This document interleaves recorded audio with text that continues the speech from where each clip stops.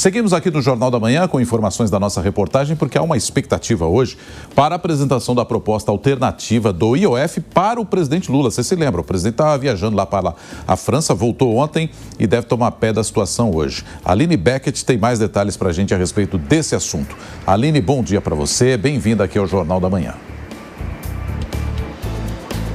Obrigada, Nonato. Bom dia a você, bom dia, Soraya, bom dia a todos que nos acompanham. Isso mesmo, existe uma expectativa de um encontro hoje entre o ministro da Fazenda, Fernando Haddad, e o presidente Lula, para que o presidente possa avaliar ali e acertar os últimos detalhes das receitas, das arrecadações que vão substituir ali o decreto do aumento do IOF. Eu destaco a vocês que na última reunião de líderes que aconteceu no último domingo entre a equipe econômica, o ministro Haddad e os líderes, especialmente os líderes da base do governo federal, foi discutida, então, a necessidade ali de recalibragem do decreto do IOF e a necessidade de procurar uma arrecadação por um outro caminho. O decreto do dia 22 de maio, que aumentou as operações financeiras, ele será revisto, mantendo apenas parte relevante das alíquotas, e aí as novas fontes de arrecadação são essas justamente que estão sendo avaliadas pela equipe econômica do governo e estão sendo levantadas. Então, hoje o presidente Lula deve tomar ciência, sim, desses detalhes do pacote. Esses detalhes, eles entrarão em uma medida provisória, conforme anunciado pelo ministro Fernando Haddad. Essa medida, ela vai autorizar a edição do novo decreto do IOF e essa MP, ela passa a valer imediatamente após a sua publicação também. E aí vale destacar que, conforme adiantado pelo ministro, existe a possibilidade ainda do governo federal encaminhar mais um projeto de lei, também uma proposta de emenda constitucional para passar pela análise, pela tramitação do Congresso Nacional. As medidas de arrecadação, as que precisam agora de uma atenção maior, essas serão encaminhadas via uma MP que já passa a vigorar, mas os outros projetos vão ter outros detalhes em relação à responsabilidade fiscal.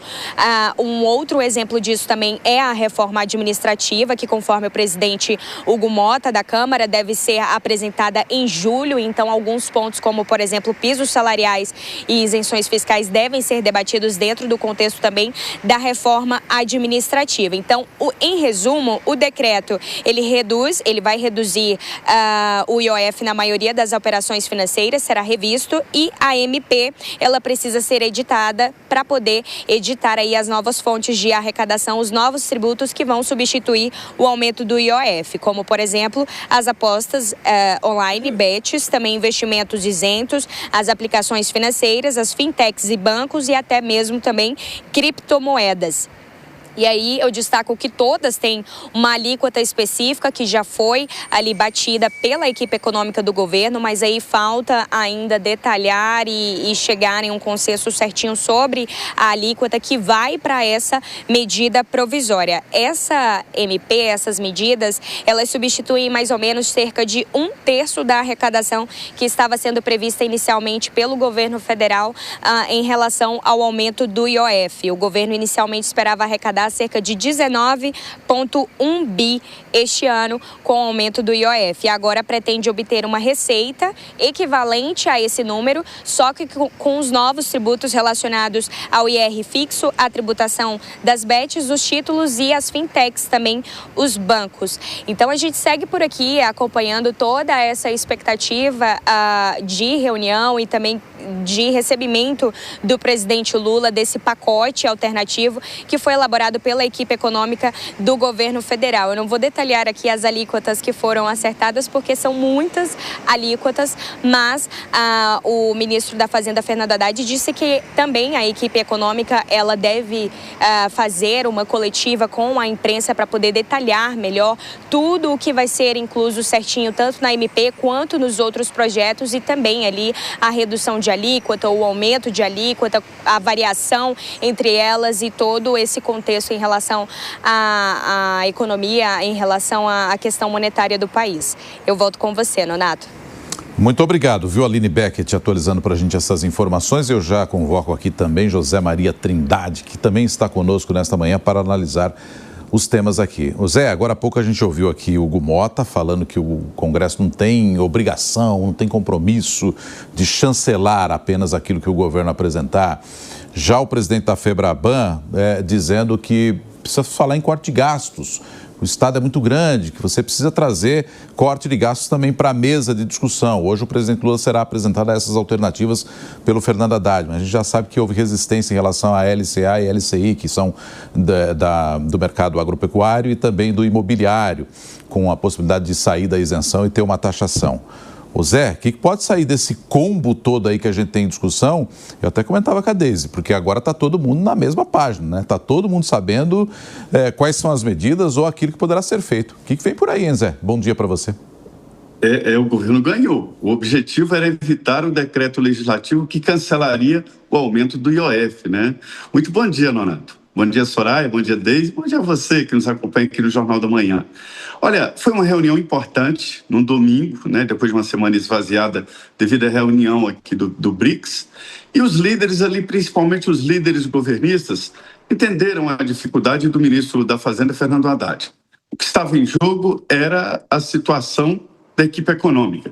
Existe um acordo ali, não escrito e não assinado, de líderes, até de oposição e de direita, no Congresso Nacional, na manutenção do ministro Fernando Haddad. Isso porque os líderes entendem que, sem o Haddad, pode ser pior. E ele será o freio no PT e na própria decisão do presidente Lula em aumentar a gastança. E as frentes parlamentares é que estão mandando hoje no Congresso Nacional. Elas colocaram um freio, dizendo, olha, não é mais possível aumentar o imposto, a arrecadação. Mesmo assim, o objetivo do governo foi atingido, que era evitar o decreto legislativo que cancelaria o aumento do IOF. O governo mantém aí parte do aumento do IOF para alguns setores. A FEBRABAN está comemorando ali nos bastidores, porque houve uma taxação das fintechs. E ali coloca as fintechs, né, numa competição mais igual com os bancos. E isso agrada. Agora, a voz geral é de que é preciso mesmo cortar gastos. A máquina pública está grande demais. De um orçamento de 5 trilhões e 300 bilhões, sobram, veja bem, 5 trilhões e 300 bilhões, sobram ali 100, 110 bilhões para gastos do governo, né, os discricionários. O Congresso toma 50 bilhões, sobra muito pouco ou nada para o chamado gasto bom, que é em infraestrutura. Então, todos estão chegando à conclusão de que é preciso fazer uma mudança geral, né, na estrutura do governo, reforma administrativa, uma nova reforma da Previdência. Mas agora, Nonato, quem é que tem coragem de mexer nisso, né?